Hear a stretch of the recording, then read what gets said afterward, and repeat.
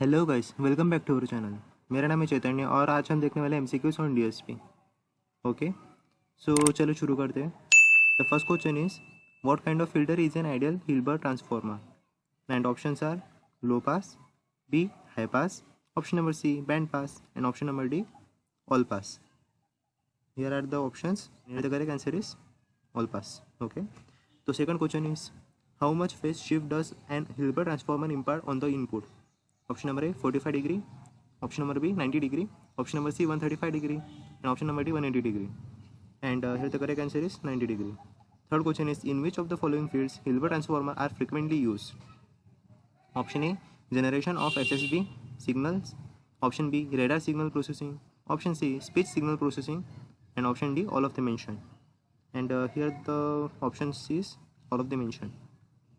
Now in the next slide, question number 4 is the unit sample response of Hilbert transform is dash. Option A 0, option B symmetric, option C anti-symmetric, and option number D none of the mentioned. Now the correct answer is option C symmetric. Yes. Question number 5, which of the following is true regarding the frequency response of Hilbert transform? Option A complex, option B purely imaginary, option C purely real, and option number D 0. Now here the correct answer is option number B purely imaginary. Question number 6, if F1 and Fu are the cutoff frequencies, then what is the desired real value frequency response of a Hilbert transform filter in the frequency range 2 pi f1 is less than omega is less than 2 pi fu? Now here the options are option A -1, option B -0.5, option C 0, and option number D 1. Now here the correct answer is option number D 1. Question number 7, what is the value of unit sample response of an ideal Hilbert transform for an even? Option number A -1, option B 1, option C 0, and option number D none of the mentioned. Here answer is option number C. Question number 8, which of the following is the correct relation between omega and ohm?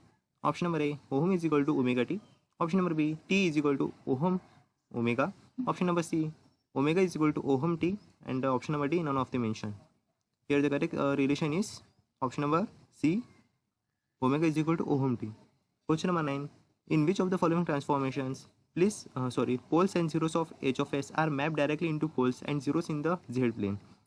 And here are the options: A impulse invariance, option number B bilinear transformation, option C approximation of derivatives, and option D match z transform. Now here the answer is option number D match z transform. Question 10, which of the following is true in match z transform? Option A poles of h of s are directly mapped to poles in z plane, option B zeros of h of s are directly mapped to poles in z plane, option C poles and zeros of h of s are directly mapped to poles in z plane, and option number D none of the mentioned. And here the correct answer is option number C poles and zeros of h of s are directly mapped to poles in z plane.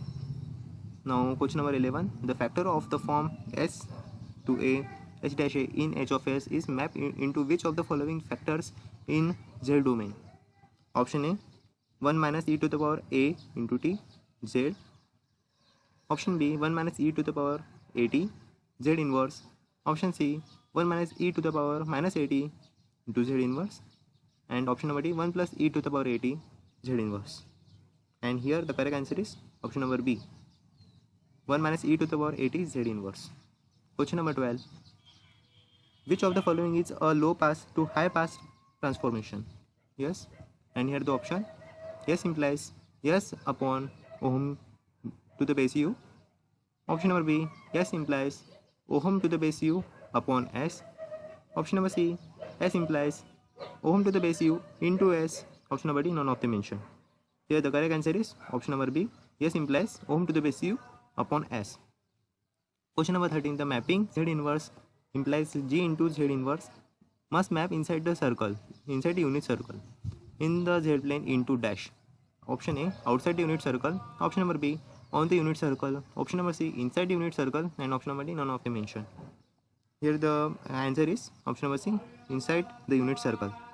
Question number 14, the mapping z inverse implies g into z inverse must be Option number A, low pass. Option number B, high pass. Option number C, band pass. And option number D, all pass. Now here the correct answer is all pass. Option number D. Okay, the mapping of Z inverse implies G into Z inverse must be all pass. Which of what should be the value of mod of A of K, mod of AK or AK to ensure that a stable filter in transform into another stable? And options are greater than A, option B is equal to 1, option C less than 1, and option number D 0. And here the answer is option number A, greater than 1. Now the fifth slide is question number 16. Which of the following techniques of designing IIR filter do not involve the conversion of an analog filter into digital filter? And options are option A, bilinear transformation, option number B, impulse invariance, option number C, approximation of derivatives, and option number D, none of them mentioned. Option number B is the correct answer, impulse invariance. Question number 17. What should be the upper limit of the solution to match h of n perfectly to the desired response h to the base d into n? Options are option A, L, option B, L plus 1, option C, L minus 1, and option number D, L plus 2. Option C is the correct answer, that is L minus 1. Okay. Question number 18. For how many values of the impulse response a perfectly match is present between h of n and h to the base d of n? And the options are option A, L, option number B, m plus n plus 1, option number C, 2l minus m minus n minus 1, and option number D, all of the mentioned. And option number D is the correct answer. Now in the last slide, question number 19 is, according to this method of designing, the filter should have which of the following in large number? Option A, only poles, option B, both poles and zeros, option C, only zeros, and option number D, none of the mentioned. Here the answer is option number B, both poles and zeros. Question number 20. Which of the following conditions are in the favor of paired approximation method? Option A, desired system function is rational. Option B, prior knowledge of the number of poles and zeros. Option C, desired system function is rational and prior knowledge of the number of poles and zeros. Option D, none of the mentioned. Here the answer is option number C, desired system function is rational and prior knowledge of the number of poles and zeros. Here we complete 20 questions. Now in the next presentation I will complete more 20 questions. Okay. I'm starting just from the basics. So here are the simple questions. Now we're getting more tough. Okay. So tab tak ke liye thank you.